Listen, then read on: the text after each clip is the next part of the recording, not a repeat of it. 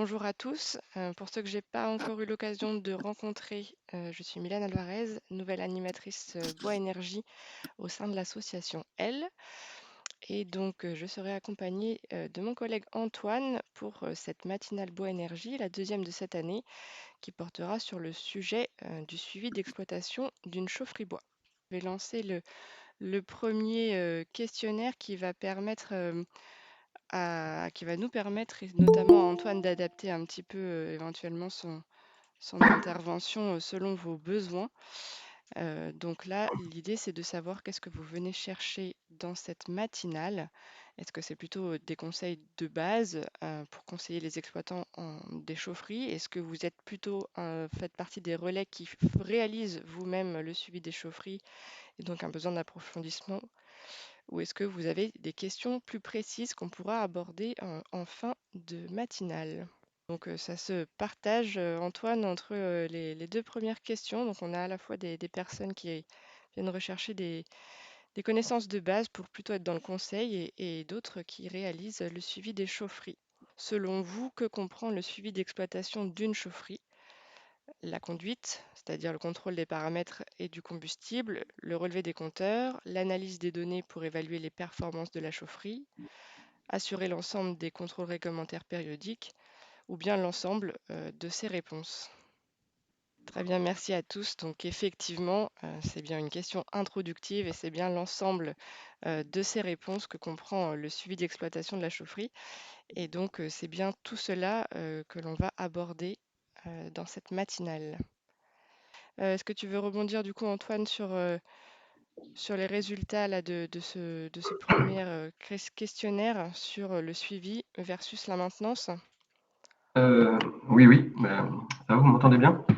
On t'entend bien. Oui, comme vous l'avez vu dans la question précédente, là, il y avait, dans toutes ces rédactions, on ne parlait pas de maintenance, ni maintenance préventive, ni maintenance curative. Donc voilà, c'est bien pour différencier le suivi, la conduite de la chaufferie et la maintenance, qui sont deux choses différentes. Sachant que, évidemment, l'un n'empêche pas l'autre. Enfin, je veux dire, pour avoir une chaufferie qui fonctionne bien, il faut les deux. Une bonne maintenance préventive, une bonne maintenance curative, c'est indispensable, mais ça ne suffit pas. Il faut aussi pouvoir, il faut aussi conduire la chaufferie au quotidien pour la piloter, pour qu'elle soit performante et faire un suivi pour justement vérifier qu'il n'y a pas de dérive et pouvoir valider avec des chiffres objectifs la performance de la chaufferie. Donc, on va commencer par parler un peu de conduite au quotidien. Je vais essayer de vous donner. Ah oui, voilà, donc une petite question au niveau Oui. d'après vous, quels sont les paramètres qu'on peut observer au quotidien sur les fumées, sur les gaz de combustion d'une chaudière? Donc effectivement, la bonne réponse était la température et le taux d'oxygène, sachant qu'effectivement la couleur et la teneur en CO2 peuvent être des paramètres à observer, mais qu'on n'observera pas forcément au quotidien, de manière plus ponctuelle. La teneur au CO2, ça sera plutôt sur des analyses plus ponctuelles dans l'année. Et l'opacité et la teneur en vapeur d'eau, ce ne sont pas des paramètres qu'on va observer sur les fumées. Merci pour votre participation et je te laisse commencer, Antoine.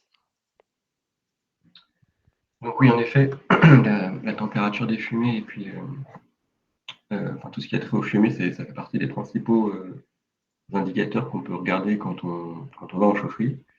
Que ce soit le technicien de maintenance qui fait la maintenance au quotidien, enfin, la conduite au quotidien, ou bien lors d'une visite ponctuelle pour vérifier le fonctionnement de la chaufferie. Pourquoi? Parce que déjà, ce sont des paramètres qui sont simples à observer. Toutes les chaudières bois affichent au niveau de leur pupitre de commande la température des fumées, sans exception, je pense. Et donc, en fait, les températures de fumée, c'est un très très bon indicateur du degré d'encrassement de la chaudière.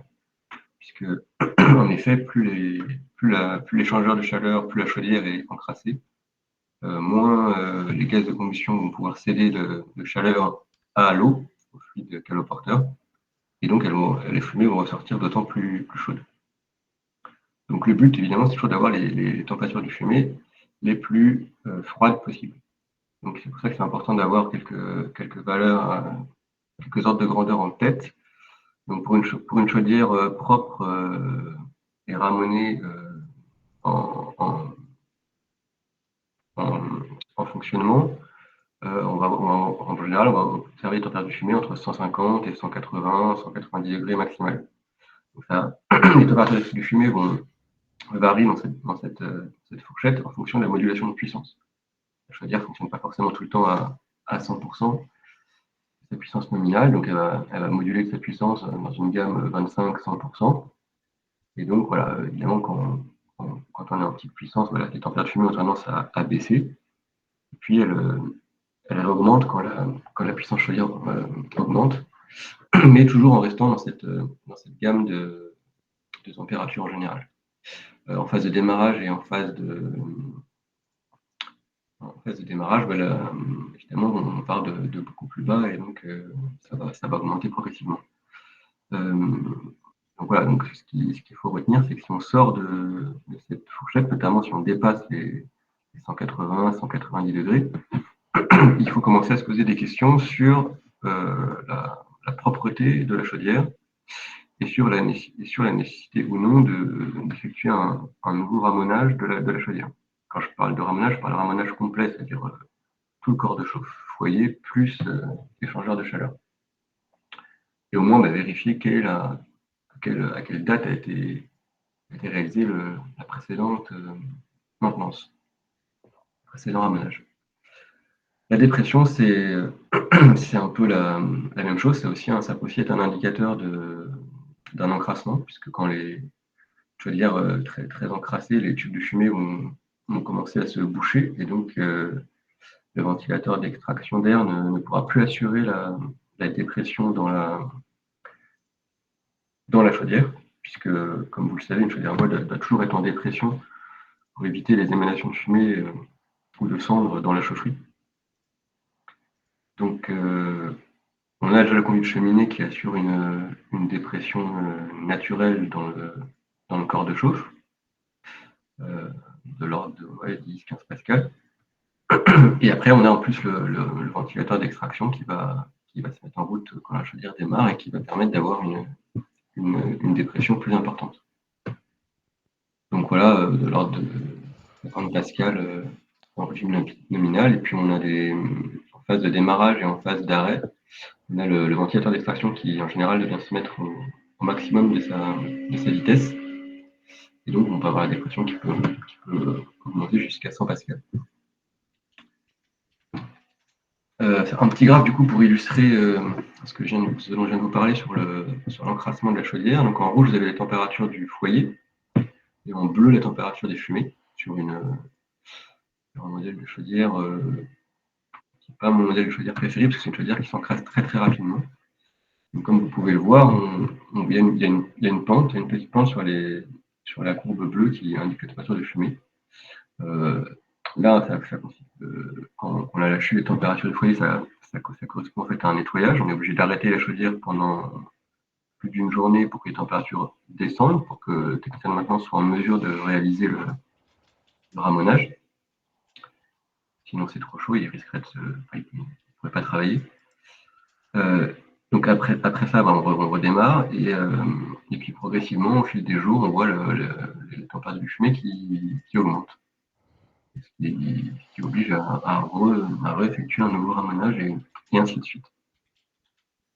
Donc voilà, donc je vous rassure, sur la plupart des chaudières bois, on n'a pas besoin de faire des ramonages tous les 15 jours, hein, 1 ou 2 dans l'année suffisent. Mais voilà, là en l'occurrence, voilà, le fait de surveiller les températures de fumée, ça peut permettre de repérer les temps de ramoner à nouveau la chaudière.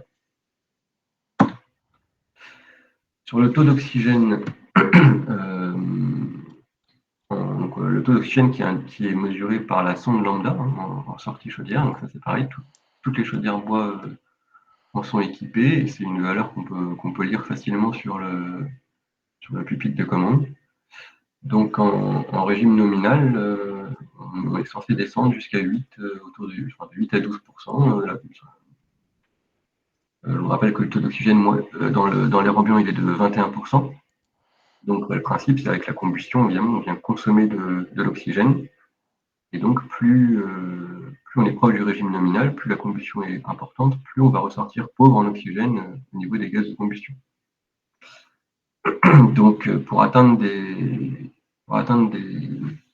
un taux d'oxygène de 8%, ça nécessite évidemment d'être en plein régime, en régime nominal, pendant un certain temps. Et donc, ça nécessite d'avoir une chaudière qui soit bien dimensionnée, qui puisse délivrer toute sa puissance. Évidemment, en phase de démarrage, on va descendre progressivement, autour de 18 jusqu'à 12%, et inversement, en conséquence, d'arrêt chaudière. Petit rappel au niveau de la sonde lambda, donc c'est une sonde qui s'encrasse avec le temps, donc qui doit être nettoyée en même temps que la chaudière, et qui doit être aussi périodiquement réétalonnée par le mainteneur pour être sûr d'avoir la bonne valeur au niveau de l'automate chaudière, puisque c'est quand même une valeur qui va ensuite réguler toute l'arrivée d'air secondaire dans la chaudière, donc c'est vraiment une donnée importante.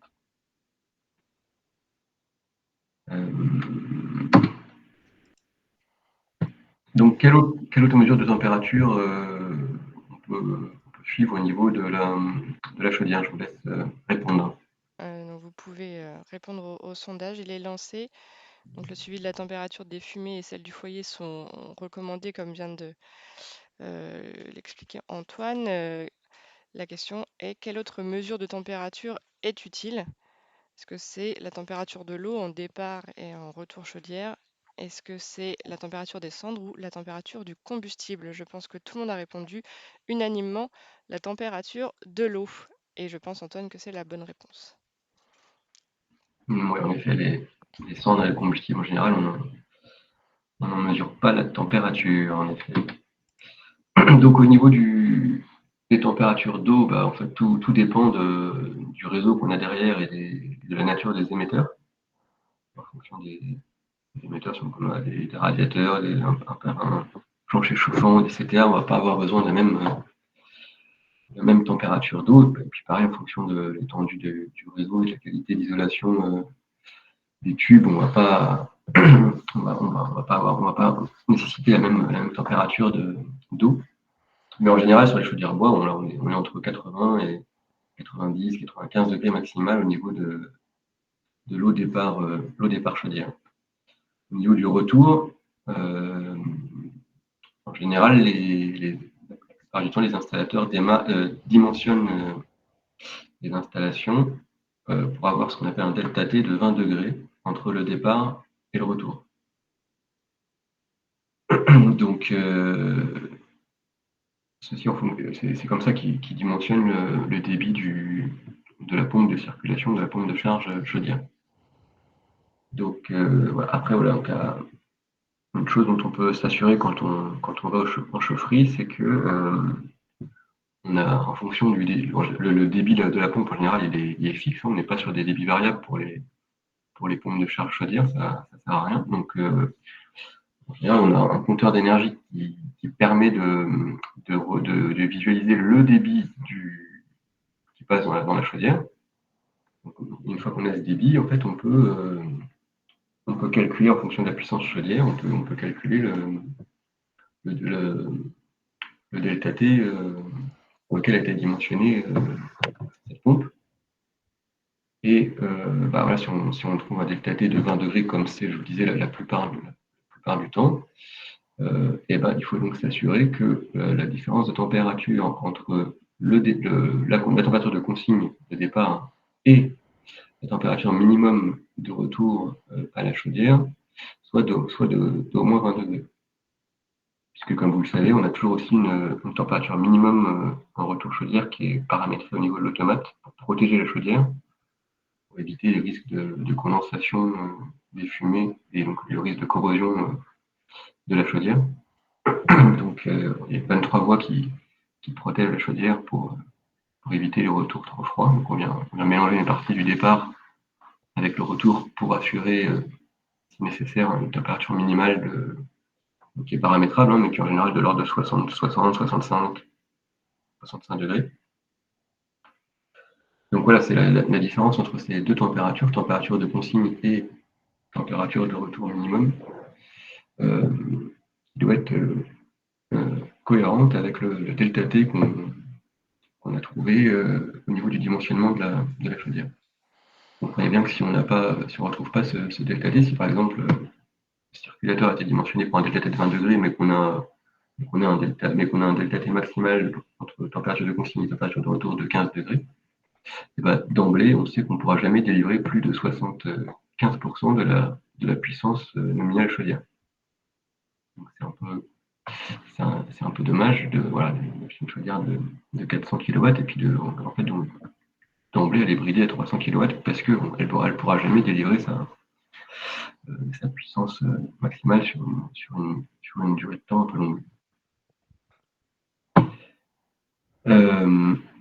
Au niveau de la température foyer, beaucoup de chaudières sont équipées d'une sonde qui permet de mesurer cette température avec des valeurs de référence entre 650 à 950 degrés. Ça dépend des chaudières, ça dépend d'où est placée la sonde dans le foyer. C'est quand même un indicateur intéressant puisque là, il y a deux risques. Hein, c'est d'avoir une température pas assez importante dans le foyer. Donc, si on a une température pas assez importante dans le foyer, le risque c'est de ne pas avoir une combustion complète des gaz de combustion, puisqu'on sait que pour avoir l'étape, pour avoir une oxydation complète des gaz, donc pour que la chaudière puisse récupérer toute la chaleur, toute l'énergie qui est dans le bois, il faut une température minimum dans le foyer pour assurer cette combustion complète. Donc 650 degrés, c'est un minimum. Et inversement, si on est trop en température dans le foyer, au niveau de la grille où il y a le bois, le risque, c'est en fait de dépasser la température de fusion des cendres et donc de former du mâche-fer. Donc voilà, ces températures foyer, ça permet de voir où est-ce qu'on se situe par rapport à ce risque, sachant que la température de fusion, ça dépend du combustible, ça dépend du bois, ça dépend de voilà. Mais bon, en général, ça se situe autour de entre 900 et 1000 degrés. Là qu'on peut commencer à avoir des sérieux problèmes de mâche-fer. Et enfin, le taux de cendre. Donc ça, c'est pas quelque chose qui est mesuré par la chaudière. Donc le taux de cendre, c'est la quantité de cendre qu'on récolte par rapport à la quantité de bois qui est rentré dans la chaudière. Donc c'est pas une donnée qui est calculée par la chaudière. En général, pour les chaudières à bois déchiqueté, c'est de l'ordre de 1 à 3%. Donc ça va dépendre évidemment des réglages chaudière et de la qualité du combustible, mais voilà, c'est pour donner un ordre de grandeur. Donc en parlant des cendres d'ailleurs, quelle est la couleur souhaitable pour des cendres de chaudière bois? Donc je pense que tout le monde a voté. Donc on a une majorité pour le gris clair avec deux votes pour le gris foncé. Personne n'a choisi rouge. Pas d'excentrique parmi nous. Donc oui, c'est bien le clair qu'il faut. Hein. Ce qu'il faut retenir, c'est que plus les cendres sont... Le noir des cendres, c'est le carbone en fait. Donc, et le carbone, ça brûle. Donc quand les cendres sont foncées, c'est un signe de combustion incomplète. Et inversement, plus les cendres sont claires, plus c'est un signe de combustion complète du combustible. Donc ce qui est souhaitable d'avoir, voilà, c'est des cendres fines et le plus clair possible. Inversement, des cendres épaisses, grossières, avec présence éventuellement de mâche-fer, ça va être un signe de mauvaise adéquation entre les réglages et le combustible. Pour illustrer, donc là, voilà, c'est des cendres qui sont tout à fait satisfaisantes. Vous voyez qu'elles sont quand même de couleur relativement claire et fine. Donc ça, c'était sur une installation avec une qualité de bois donnée. Et sur la même installation, quelques semaines plus tard, mais avec entre-temps un changement de fournisseur et donc un changement de combustible et donc de qualité combustible, ça donnait ça. Et je vous jure que c'est pas truqué. Ils avaient changé de bois, mais ils n'avaient pas revu les réglages chaudières. Et donc, de ces cendres qui étaient plutôt quand même belles, très satisfaisantes, et qui sont quand même un indicateur de bonne combustion, on était passé à ça. Donc, vous voyez des cendres extrêmement grossières, avec carrément du mâche-fer qui se forme. Donc, le mâche-fer, c'est une espèce de gros bloc, là, où quand les cendres montent trop en température, ou qu'elles sont exposées pendant trop longtemps à des températures trop élevées, les cendres commencent à se vitrifier et à s'agglomérer entre elles pour former des blocs. Et donc, c'est problématique puisqu'après, ça peut venir se coincer dans la vis de descendrage et ça peut même endommager l'installation. Donc, il y a une chose à retenir, c'est de pas, quand on a un combustible qui fonctionne bien, il ne faut pas en changer. C'est le plus stable possible. Là, on a une question, Antoine. Quelle était la différence entre les deux combustibles? Et bon, vous voyez que au niveau de l'aspect, c'est quand même, on n'est pas sur le même type de combustible. Celui-là est beaucoup plus foncé, notamment parce que en fait, ça traduit un taux d'écorce plus important. On était certainement sur du bois, enfin pas sur la même nature de bois à la base. On ne se passe pas sur la même section de branches qui allaient être coupées. On devait probablement être sur des sections beaucoup plus petites. Donc du coup, le taux d'écorce est plus important, d'où la couleur plus foncée. Et tous les minéraux qui ne brûlent pas qu'on retrouve dans les cendres, ils sont concentrés dans l'écorce. Donc un bois avec un taux d'écorce plus important va produire plus de cendres et du coup un taux de cendres plus important. Donc probablement qu'on devait avoir plus de cendres dans la chaudière et puis on n'est pas non plus probablement sur les mêmes essences et peut-être que ce bois-là la température de fusion de ce bois-là était plus basse que sur ce bois-là. Et donc voilà, taux de cendres plus important plus peut-être température de fusion plus basse, ça suffit pour former du mâche-fer. Et donc, est-ce qu'ils ont rechangé de combustible ou est-ce que des réglages ont permis de régler le problème? En fait, là, c'est un peu compliqué parce que c'était politiquement, on leur imposait en fait de changer de fournisseur arrivé à la saison au mois de mai, quoi, la saison d'été, parce que ça fonctionnait aussi en été. Donc, ils n'avaient pas trop le choix que de changer de fournisseur, mais oui, après, ils ont été obligés quand même de revoir un minimum les réglages parce que là, voilà, cette qualité de son, c'est pas possible à Ok. long terme. Alors juste Antoine, pour info, on est à la moitié là de la matinale pour un objectif de terminer à 10 heures. Okay. Donc, ce qui fait partie aussi du suivi d'une chaufferie, c'est notamment le suivi de tous les contrôles réglementaires.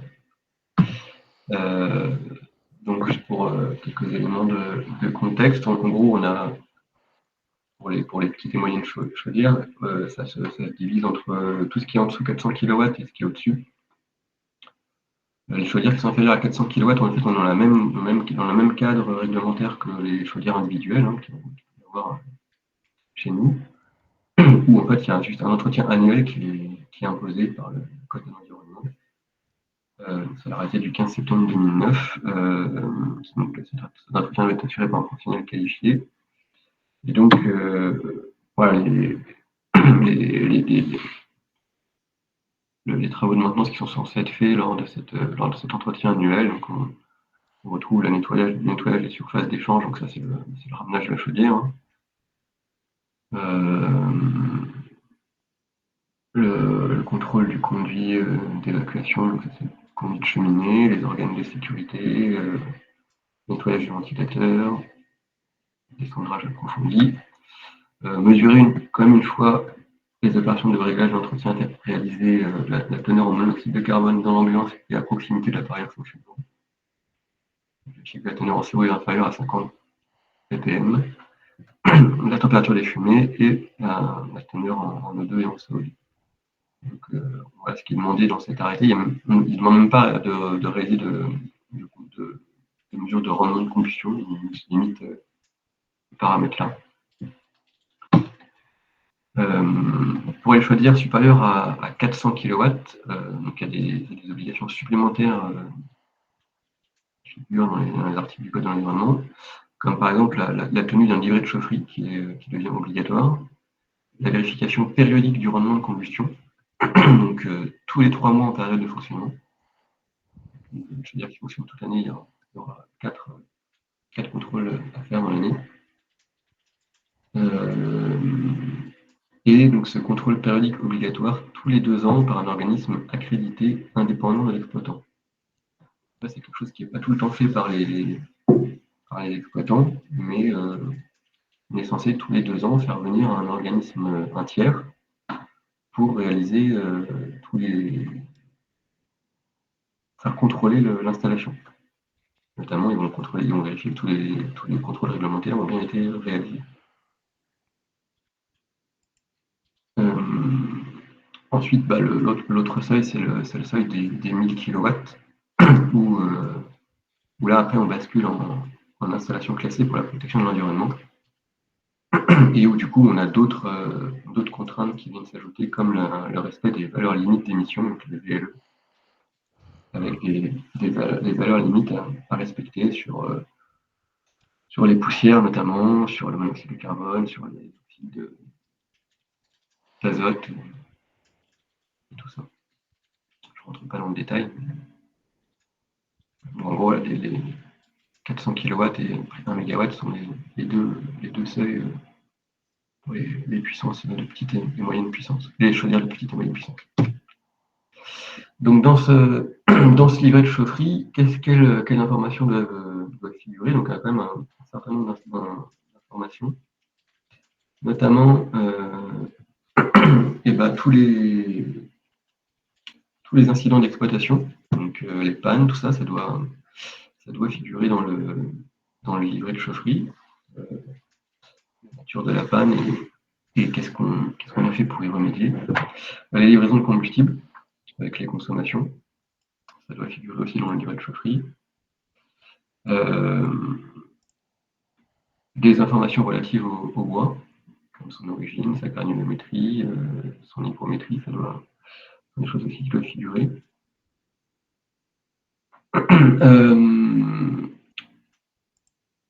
Évidemment, tous les travaux de maintenance préventive, d'entretien, de ramenage, ou bien les travaux d'amélioration sur la chaufferie, tout ça doit figurer dans le livret de chaufferie.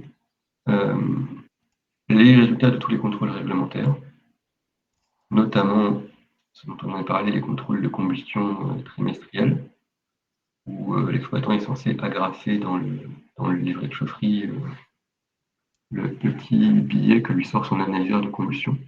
Donc ça doit censé être agrafé dans le livret de chaufferie. Et puis voilà, tous les rapports d'inspection et de contrôle des organismes tiers demandés par la réglementation, notamment. Donc voilà pour la partie contrôle réglementaire. J'enchaîne directement du coup sur la partie suivie de la performance énergétique, puisque si on réalise bien tous ces travaux de maintenance et de conduite, après le but du jeu, c'est de suivre quand même les performances de sa chaufferie, notamment pour repérer des éventuelles dérives. Donc la première chose à faire quand on veut suivre les performances d'une chaufferie, c'est de quantifier les choses, donc de quantifier notamment l'énergie entrante. Donc il y a l'énergie entrante, l'énergie sortante. Donc l'énergie entrante, c'est toutes les arrivées de combustible. Donc pour le bois, c'est plus compliqué que pour le gaz par exemple, puisqu'il n'y a pas de compteur bois. Donc pour le bois, on est obligé de suivre les livraisons. Donc, qu'est-ce qu'il faut comme information? Il faut le tonnage, combien de tonnes de bois on livre à chaque fois. Mais les tonnes, évidemment, ça ne suffit pas, parce que nous, ce qui nous intéresse, c'est l'énergie qui est contenue dans le bois, donc ce sont les mégawattheures. Donc, il faut connaître le pouvoir calorifique du bois. Et le pouvoir calorifique du bois, comme vous le savez, donc le PCI, pouvoir calorifique inférieur, il dépend du taux d'humidité du bois. Donc, soit vous l'avez sur votre fournisseur fait bien son travail, et puis vous l'avez sur le bon de livraison, c'est censé être indiqué hein, le tonnage, le taux d'humidité, le PCI, les mégawattheures. Soit vous l'avez, dans ce cas-là, il fait le travail pour vous et vous avez juste à reporter les mégawattheures. Vous avez déjà les mégawattheures, vous avez déjà ce qui vous intéresse. Soit si vous n'avez pas et que vous avez que le tonnage et le taux d'humidité, ce qui est vraiment le minimum, eh bien vous pouvez vous servir de cette petite formule donc, qui va permettre de calculer le pouvoir calorifique en fonction de l'humidité. Donc c'est une formule qui est assez précise et qui donc le PCI 0, là, c'est ce qu'on appelle le PCI anhydre, donc c'est le pouvoir calorifique du bois, un taux d'humidité théorique de 0%. Et ensuite, vous appliquez cette formule avec le taux d'humidité de la livraison en question et ça vous donnera le PCI du bois. Et une fois que vous avez le PCI, vous avez juste à multiplier les tonnes par le PCI et vous avez les mégawattheures. Donc moi, ce que j'utilise, c'est 3 valeurs moyennes là pour le bois, une valeur pour le résineux, une valeur pour les feuillus et puis une valeur un peu plus basse pour le peuplier. Ça permet déjà d'avoir une bonne base pour ce PCI 0 là. Voilà. Puis après, si vous avez un mélange résineux feuillu, voilà, vous pouvez prendre les valeurs intermédiaires entre les deux, 50-50, en général, je crois, 5100 kWh par tonne. Et voilà. Évidemment, plus vous avez d'informations sur la provenance du bois et sur la nature du bois, plus vous pouvez être précis sur ce PCI 0, sachant qu'il existe des valeurs par type d'essence. Hein. Si vous avez l'information, vous pouvez trouver des valeurs.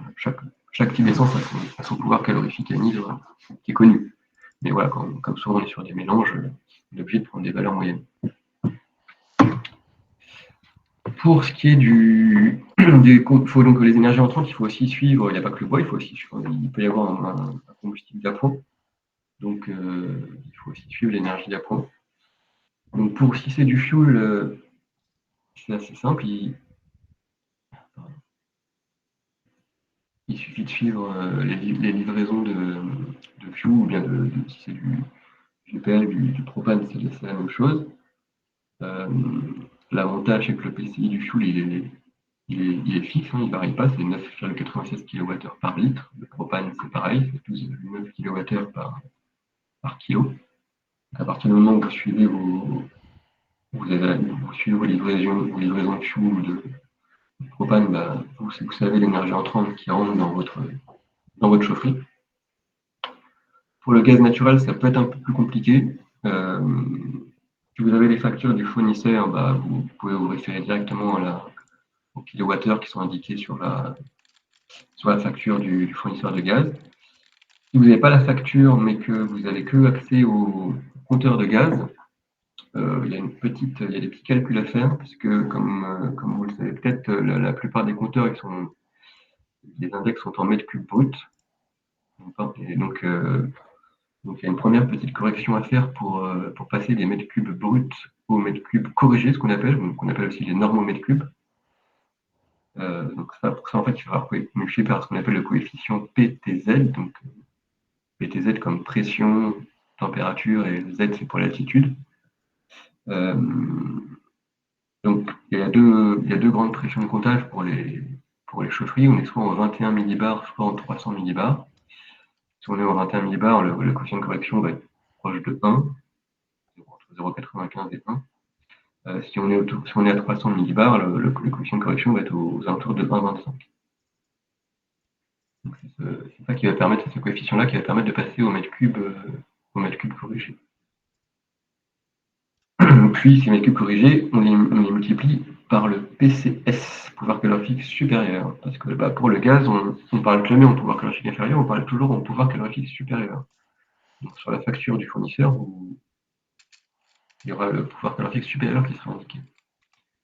Sachant que pour le gaz naturel, le pouvoir calorifique supérieur varie entre 11 et 12 kWh par nanomètre cube en fonction de la provenance du gaz. Donc si vous prenez 11,5, vous êtes sûr de ne pas vous tromper de beaucoup, et c'est une bonne approche. Et donc, une fois qu'on a ces kilowattheures PCS, eh bien, il ne faut pas oublier de les reconvertir en kilowattheures PCI. Parce que le bois, lui, on parle en PCI. Donc, pour comparer ce qui est comparable et pour ne pas additionner des choux avec les carottes, il faut convertir cette énergie gaz en kilowattheures PCI. Donc, il faut multiplier par 0,9 pour avoir les kilowattheures PCI.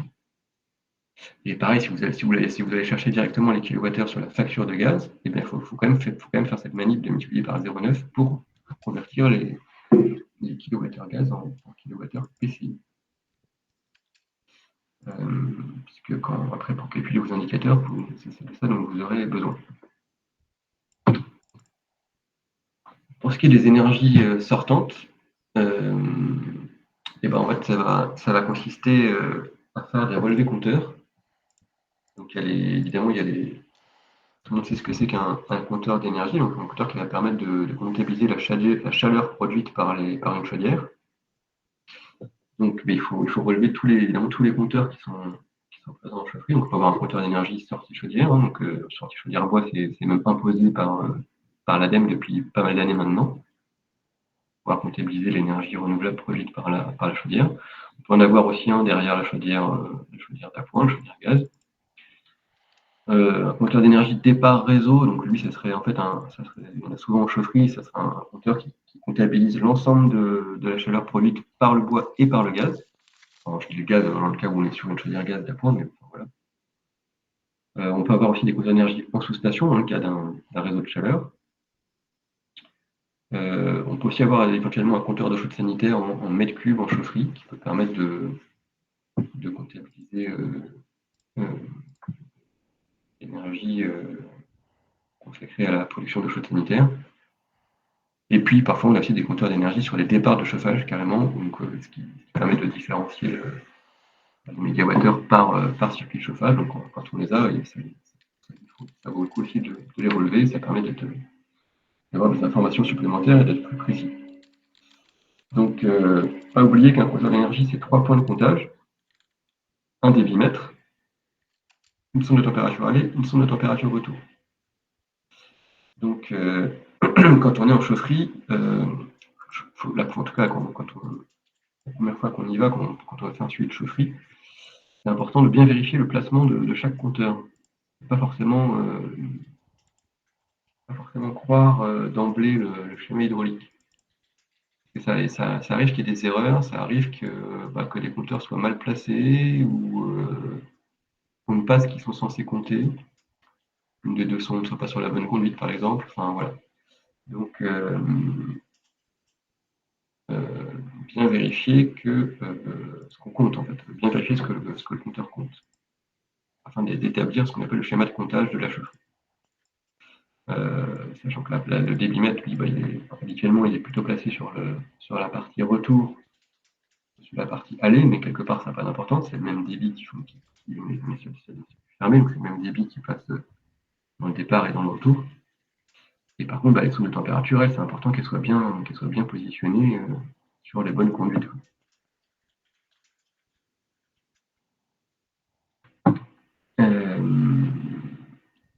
À quoi ça va nous servir du coup de calculer tout ça, de calculer nos énergies entrantes? Qu'est-ce qu'on peut faire avec nos énergies entrantes et nos énergies sortantes? Et bien, ça sert en fait à... Déjà, ça permet de suivre les flux d'énergie, mais ça permet surtout de calculer des indicateurs de performance. Pour voir comment fonctionne notre chaufferie. Donc le premier de ces indicateurs, c'est le rendement moyen de la chaudière bois. Donc le rendement, c'est un rendement, c'est toujours sort divisé par ce qui rentre. Donc l'énergie sortante divisée par l'énergie entrante. Donc pour la chaudière bois, ça va être les mégawattheures chaleur bois qui sont sont enregistrés par le compteur d'énergie en sortie de chaudière bois, divisé par les mégawattheures PCI bois, donc les mégawattheures que vous avez calculés grâce au suivi des livraisons de bois et du calcul du PCI dont on vient de parler. Donc ce rendement, il se calcule sur une période longue, hein, c'est par exemple une saison de chauffe. C'est un rendement moyen, donc il ne calcule pas sur une journée ou sur une semaine. Et donc il ne faut pas le confondre avec le rendement de combustion, qui lui est une valeur instantanée, mais qui a un rendement qui est incomplet, qui ne prend pas en compte les pertes par rayonnement du corps de chauffe et les pertes dues aux imbrûlés présents dans les cendres, par exemple. Donc, et qui se mesure, lui, par contre, à l'aide d'un analyseur de combustion. Donc, ce sont deux choses différentes. C'est pas parce que vous avez un bon rendement de combustion à un moment donné, à un instant T, que vous allez avoir un bon rendement moyen sur l'ensemble de la saison. Le rendement moyen dépend de beaucoup plus de choses. Il va dépendre déjà de la propreté de la chaudière dans la durée et du dimensionnement de la chaudière. Une chaudière qui va être surdimensionnée et où les courts cycles se succèdent. Enfin, plus les cycles sont courts, plus le rendement va être dégradé. On a le second indicateur qui est peut-être le plus important sur une chaudière bois, c'est ce qu'on appelle le taux de couverture bois sur énergie sortante. Donc, le taux de couverture bois va nous permettre de calculer la part des besoins qui est assurée par la chaudière bois par rapport à l'ensemble de la chaufferie, donc bois plus combustible d'appoint. Donc ça va tout simplement être les mégawattheures chaleur bois, donc enregistré au compteur d'énergie sur chaleur bois, divisé par ces mêmes mégawattheures chaleur bois, plus les mégawattheures en sortie chaudière d'appoint. Et donc ce taux de couverture bois, il dépend directement du dimensionnement de la chaudière bois. Et lui, par contre, il peut se calculer sur une période plus courte. Une semaine, un mois.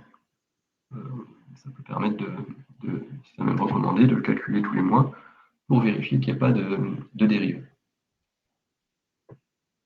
Donc, quelques ordres de grandeur à avoir en tête pour le rendement. On peut se permettre de donner des valeurs de référence pour une chaudière bois. Donc, je parle bien du rendement moyen. Je ne parle pas là du rendement qui est annoncé par le constructeur de la chaudière, qui lui est plus un rendement instantané, un rendement de combustion instantané dans des conditions idéales, donc avec un combustible idéal, voilà, qui n'est pas dans le monde réel d'une chaufferie. Donc là, on parle bien du rendement moyen calculé sur l'ensemble d'une saison. Si vous arrivez à un rendement supérieur à 90%, clairement, c'est qu'il y a un problème. Moi, j'ai jamais vu de chaufferie bois qui a des rendements moyens supérieurs à 90%. Il faudra vraiment être dans des conditions optimales tout le temps.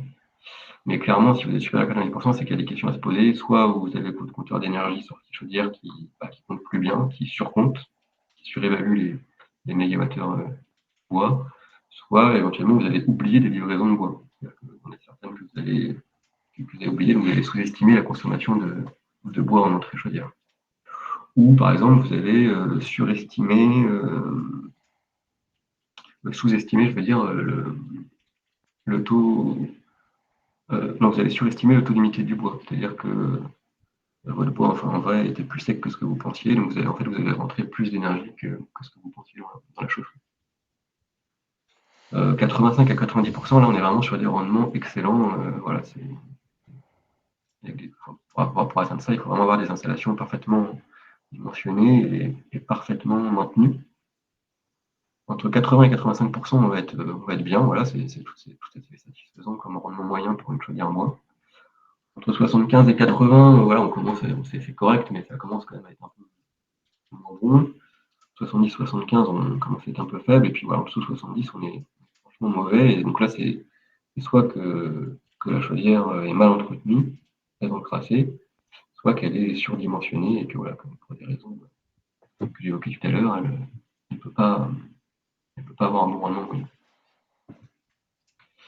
Pour le taux de couverture, par contre, on ne peut pas vraiment donner de valeur de référence. Tout dépend du dimensionnement de la chaufferie.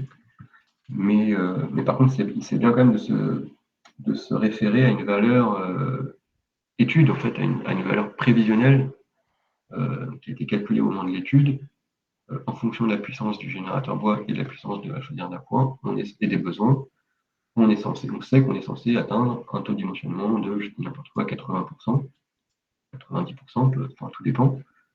Et, et donc, c'est par rapport à cette valeur qui a été fixée au moment de l'étude qu'il faut se référer.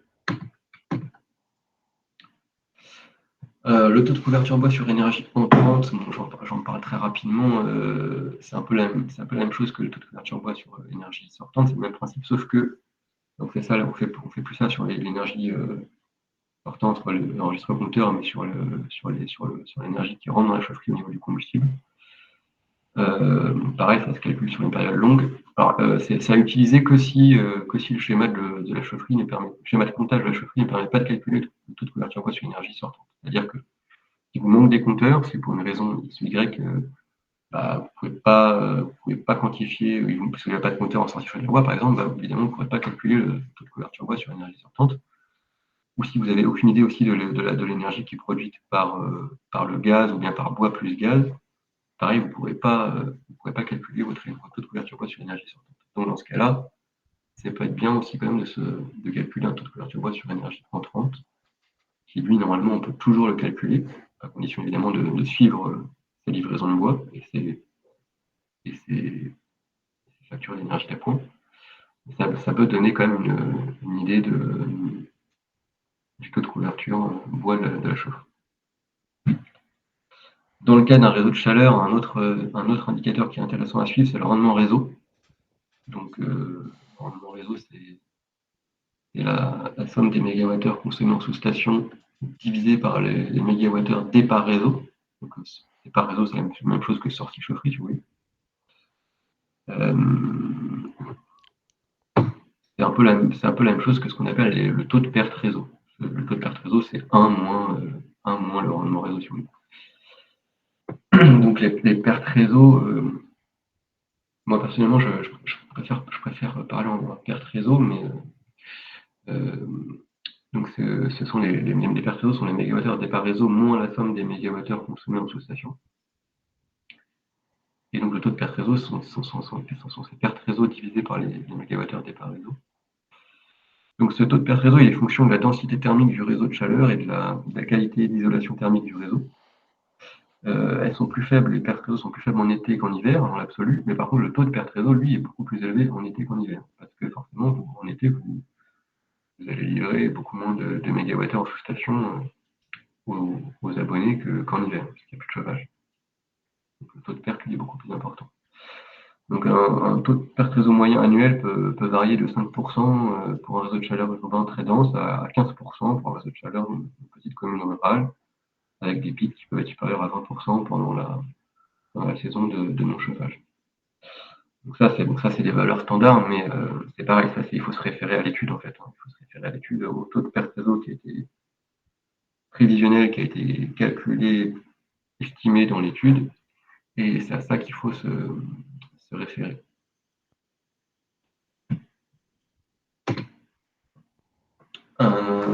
Alors ouais, dernière série d'indicateurs qui vont plus nous donner des indications par rapport au degré d'utilisation de notre chaudière, à son dimensionnement. C'est le temps de fonctionnement équivalent pleine puissance de la chaudière bois. Donc ça, c'est un indicateur qu'on calcule au niveau des études, qui est demandé par le plan bois énergie Bretagne. Donc ce sont tout simplement les kilowattheures sortis chaudière bois, pour produit par la chaudière bois, divisé par la puissance nominale de la chaudière en kilowatts.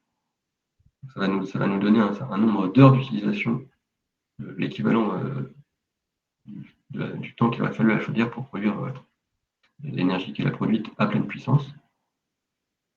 Et donc ça donne un ordre d'idée du dimensionnement de la chaudière, sachant que ce qui est demandé par le PVEB, c'est d'avoir minimum 1500 heures de temps de fonctionnement en pleine puissance, ça va dépendre évidemment de la typologie des bâtiments derrière qui sont desservis. Mais pour les piscines et pour les établissements de santé, on peut monter à 3000, 3500 heures. C'est même recommandé. Et puis pour les bâtiments qui consomment moins, qui sont plus intermittents, comme les écoles, les bureaux, voilà, on est plus de l'ordre de 2000 heures. Donc ça, ça va être intéressant de calculer ça sur sa chaudière après, à l'issue d'une saison de chauffe voilà, pour voir est-ce que ma chaudière est beaucoup utilisée ou pas, est-ce qu'elle en a encore sous le pied, enfin, voilà. Ça peut être un premier indicateur. Le taux de charge moyen de la chaudière, c'est un peu la même chose, hein, c'est la même idée, c'est 100 kWh sorti chaudière bois divisé par la puissance nominale fois la durée de fonctionnement en heures. Bon, c'est un indicateur qui. Donc là, un taux de charge, c'est pas un nombre d'heures, mais c'est la même idée, quoi. Ça va donner une idée du degré d'utilisation de la chaudière. Et enfin, les derniers indicateurs qu'on peut suivre, mais qui sont peut-être les plus importants au final, c'est le suivi des arrêts chaudières. Euh, donc c'est censé, vous allez me dire, c'est censé déjà être fait dans le livret de chaufferie, hein, on en a parlé rapidement, mais c'est vraiment quelque chose d'important, c'est-à-dire que euh, chaque arrêt de la chaudière, moi je demande à ce qu'on note la date d'arrêt, l'heure à laquelle la chaudière s'arrête et la date à laquelle la chaudière redémarre. À la fin de la saison, ça permet de quantifier ces arrêts et de voir en fait quel est le taux de disponibilité de la chaudière, combien de jours elle a été indisponible dans la saison de chauffe. Et de bien noter la cause de l'arrêt. Est-ce que c'est un arrêt pour un entretien préventif, donc un ramonage, une maintenance réalisée en saison? On a vu que à partir d'une certaine puissance de chaudière, le corps de chauffe met du temps à refroidir, donc on est obligé d'arrêter la chaudière en général la veille, voire même des fois plus longtemps sur les très grosses chaudières. Donc forcément, et après il faut faire les travaux, donc ça demande un temps d'arrêt pendant lequel la chaudière bois ne va pas fonctionner. Donc il faut le noter. Et puis après il y a toutes les pannes, tous les défauts. Il faut vraiment noter à chaque fois, et notamment quand il y a un arrêt sur défaut, de noter le code défaut et son libellé qui apparaît sur l'écran de l'automate chaudière. Ça, c'est vraiment la base, mais c'est indispensable pour comprendre a posteriori ce qui s'est passé. Parce que bah, vous, en tant que CEP, voilà, quand on fait un suivi, on n'est pas dans la chaufferie, on n'est pas technicien de maintenance, on n'est pas dans la chaufferie au moment où il y a les pannes qui arrivent. On voit toujours les choses a posteriori, parfois plusieurs mois plus tard. Et donc, c'est important d'avoir une traçabilité, d'avoir un maximum de détails sur ce qui s'est passé. Sinon, après, derrière, c'est très difficile de refaire l'historique et de comprendre ce qui s'est passé, de comprendre ce qui a pu mener à des mauvais résultats. Et surtout, et pouvoir agir après en conséquence, quoi. Qu'est-ce que ça peut donner en termes de. Pour finir, hein, je vous donne quelques exemples de suivi, ce que ça peut donner. Donc, tout simplement sur Excel, hein, là, vous avez un exemple de suivi de consommation bois. Donc, vous allez retrouver les tonnes livrées, le fournisseur, le taux d'humidité pour chaque livraison. Donc, le taux d'humidité, on n'a pas parlé, donc soit indiqué sur les comptes de livraison, soit il faut le calculer, soit il doit être calculé mesuré par l'agent de maintenance au moment de la livraison. Une fois qu'on a le taux d'humidité, on peut calculer le pouvoir calorifique avec la petite formule que je vous ai montrée tout à l'heure. Une fois qu'on a le pouvoir calorifique, on fait les tonnes fois le pouvoir calorifique, ça nous donne les mégawattheures entrées. Donc on sait, voilà, je peux dire qu'à la fin de ma saison, j'ai 1000 mégawattheures bois qui sont rentrés dans ma chaufferie. Sur la partie énergie, relevé des compteurs, et bien là on suit le compteur d'énergie sortie chaudière bois. Donc on relève son index tous les mois, donc on connaît la production de la chaudière bois tous les mois. On sait à la fin de la saison que la chaudière bois produit 687 MWh de chaleur. Là, en l'occurrence, c'était une chaufferie avec un compteur de gaz naturel. Alors, plus exactement, dans cet exemple-là, il n'y avait pas de compteur chaufferie, il y avait juste un compteur gaz général et une cuisine, c'est dans une maison de retraite, donc il y avait aussi une cuisine qui consomme aussi du gaz. Donc du coup, on est obligé de relever les deux compteurs, le compteur gaz général, le compteur gaz cuisine. pour faire ensuite la soustraction, en général moins cuisine, qui va nous donner la consommation de gaz de la chaufferie. Et donc là, derrière ces cellules, là, il y a des petites formules qui permettent de calculer avec ce que je vous ai montré tout à l'heure, les kilowattheures gaz en fonction des mètres cubes. Une fois qu'on a ça, on peut calculer nos deux principaux indicateurs, le rendement de la chaudière bois et le taux de couverture en bois. Donc vous voyez, le rendement de la chaudière bois, je ne le calcule pas à chaque fois, je le calcule à la fin de la saison de chauffe. En l'occurrence, il était de 78,6%, donc il est dans la catégorie correcte, si je ne me trompe pas. Et le taux de couverture en bois, que lui par contre on peut calculer à chaque fois, et donc il était de 65% sur l'ensemble de la saison de chauffe. Donc là par contre, voilà, difficile de savoir si est satisfaisant ou pas. Il faut se référer évidemment à la cible, à l'objectif qui a été calculé dans l'étude complète. Mais bon, on voit quand même que a priori on est quand même sur une chaudière qui est censée faire 100% des besoins quand elle fonctionne. Et que donc c'est pas. Donc, probablement en fin de saison de chauffe, il y a eu des soucis, où il y en a par exemple là, on a eu un 0%, ce qui correspond à probablement là à des pannes de la chaudière, ou en tout cas à des périodes d'indisponibilité de la chaudière qui ont fait chuter du coup le taux de couverture en bois. Comme vous voyez là, on était au mois de février, donc voilà, un 0% de taux de couverture en bois en plein mois de février, forcément c'est très pénalisant pour le taux de couverture en bois. Au final, ça veut dire qu'on a consommé du gaz à la place. Le suivi des arrêts chaudières, donc à chaque fois, à quelle heure, la date, l'heure de l'arrêt, la date, l'heure du redémarrage, sur quel type d'arrêt on est, est-ce que c'est du curatif, est-ce que c'est du préventif, et la cause de l'arrêt. Et donc la durée de la chaudière. Pourquoi est-ce qu'on fait ça? Quel intérêt? Donc évidemment, comme vous l'avez vu, là, ça peut permettre de suivre les dérives, mais ça peut aussi être que pessimiste, ça peut aussi permettre de mettre en avant des bons résultats. C'est-à-dire que, heureusement, quand même, la plupart des chaufferies bois, elles fonctionnent de manière tout à fait correcte. Et donc, moi, ce que j'aime bien faire, c'est à la fin de la saison, en fait, je fais un bilan des résultats de la chaufferie et je calcule qu'est-ce qu'aurait été la saison si on n'avait pas été au bois, si on avait été 100%, si on était resté sur la solution avant le bois, quoi. Donc là, en l'occurrence, c'est l'exemple d'une chaudière qui était au fioul. Donc, qu'est-ce qui se serait passé si on était resté 100% au fioul? Et je mets des euros dessus.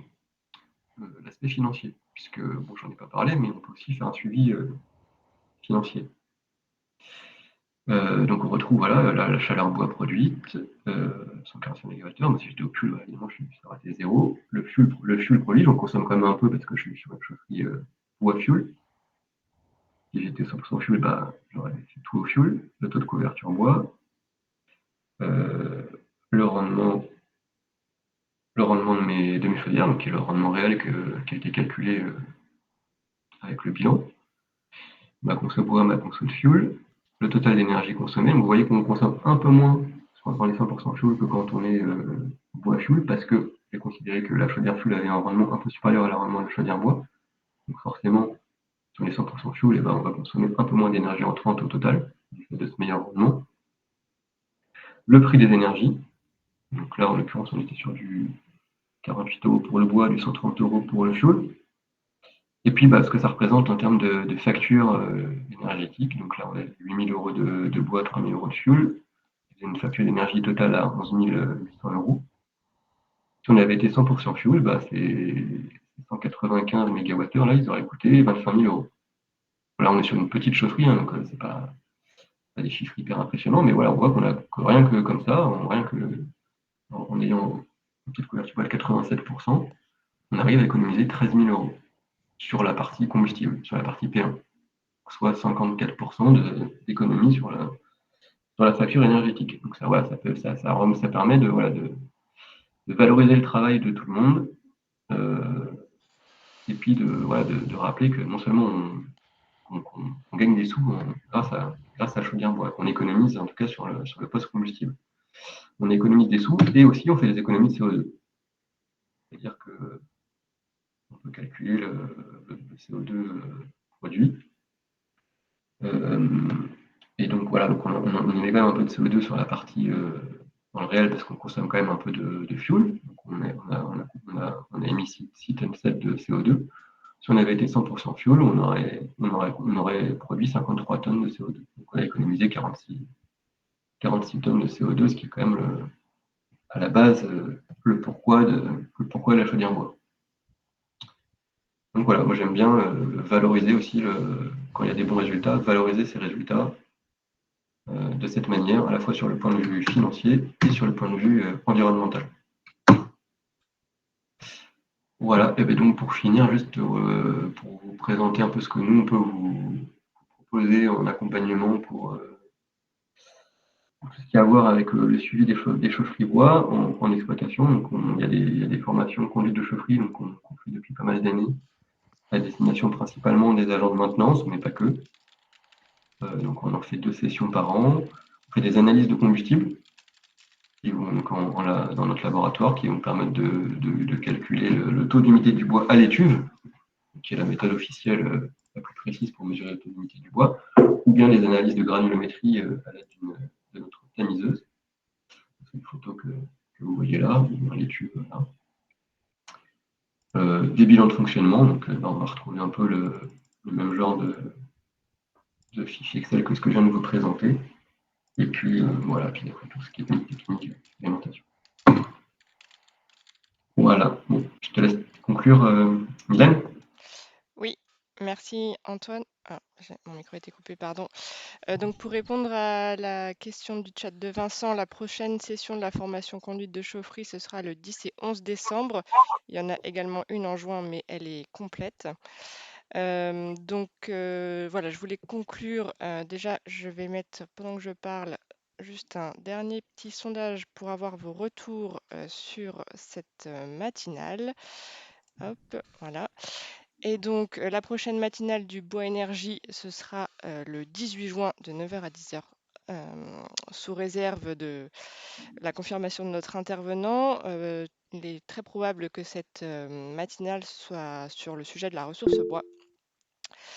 Donc voilà, et on voulait vous parler d'autres événements, réseau des relais ou plus large que ça, mais comme vous êtes ici dans le cadre du réseau des relais, c'est les événements qui peuvent vous intéresser vous en tant que relais. Donc on prévoit d'organiser très prochainement, j'ai pas encore la date, mais ça devrait être en avril, un webinaire sur les dispositifs d'aide du plan bois énergie. Donc ça sera l'occasion de parler des évolutions 2024, mais plus globalement de réexpliquer comment ça se passe en Bretagne sur les aides. C'est un webinaire qu'on n'ouvrira pas qu'aux relais, hein, qui sera normalement ouvert à tous.